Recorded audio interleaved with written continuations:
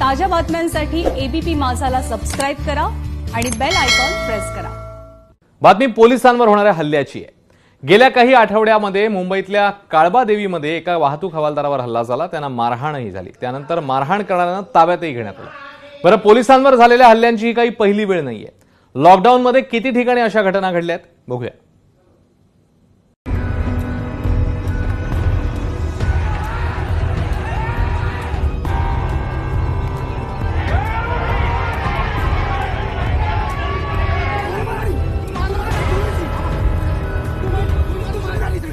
हे हल्ले फक्त एकट्या दुकट्या पोलिसांवरच नाही आहेत, तर हे हल्ले आहेत संपूर्ण पोलीस प्रशासनावर।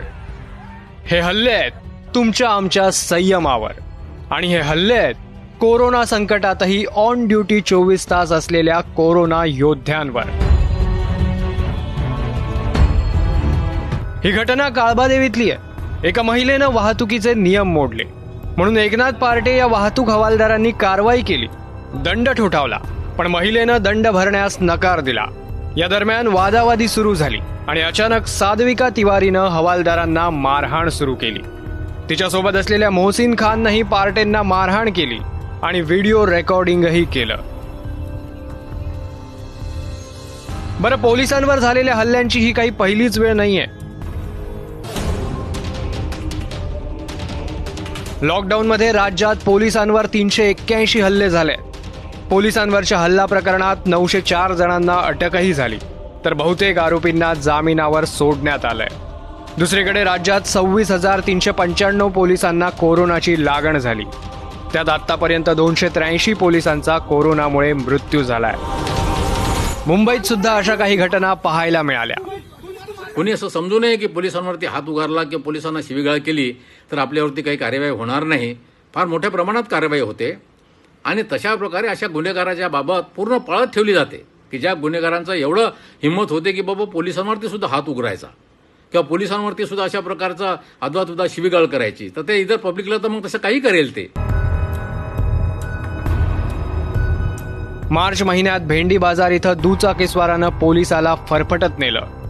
एप्रिल महिन्यात धारावीत पोलिसांवर दगडफेक करण्यात आली। एप्रिल महिन्यातच शिवाजीनगरमध्ये जमावाकडून पोलिसांवर हल्ला करण्यात आला। मे मध्ये देवनारमध्ये पोलिसांच्या वाहनावर दगडफेक करण्यात आली, तर मे महिन्यात मरीन ड्राईव्ह इथं तरुणानं कोयत्यानं पोलिसांवर हल्ला केला।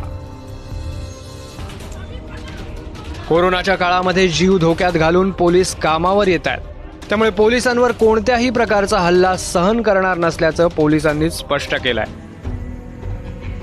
एकनाथ पार्टे कामावर पुन्हा रुजू झाले, मात्र त्या घटनेची आठवण काढत त्यांचं कुटुंब आजही भावुक होतं। आम्ही नेहमी स्त्रीचा सन्मान राखतो। आईवडिलांची शिकवण आणि वेळोवेळी वरिष्ठ जे आदेश देतात त्याचं तंतोतंत पालन करणं हे मी आद्य कर्तव्य समजतो। त्याच्यामुळे तंतोतंत पालन केलं, जे आहे ते अशा गोष्टी होत राहतात। ती बी मुलीसारखीच होती। पोलीस खातं हे जनतेसाठी आहे आणि जनतेसाठी जनता पुष्कळ त्याचं म्हणजे जनतेचं पोलीस संरक्षण करतात, हे आम्हा महिलांना तरी असं वाटतं। मग प्रश्न असा आहे की पोलिसांना हे सर्व का सोसावं लागतंय आणि थेट वर्दीला हात घालून भर रस्त्यात मारहाण करणं म्हणजे फक्त गुन्हाच नाही तर कृतघ्नता आहे।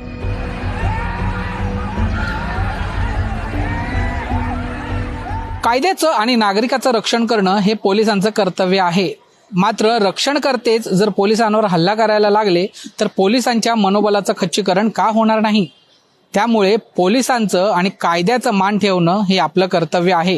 कॅमेरामॅन श्रीकांत इंगळेसह दीपेश त्रिपाठी, एबीपी माझा, मुंबई।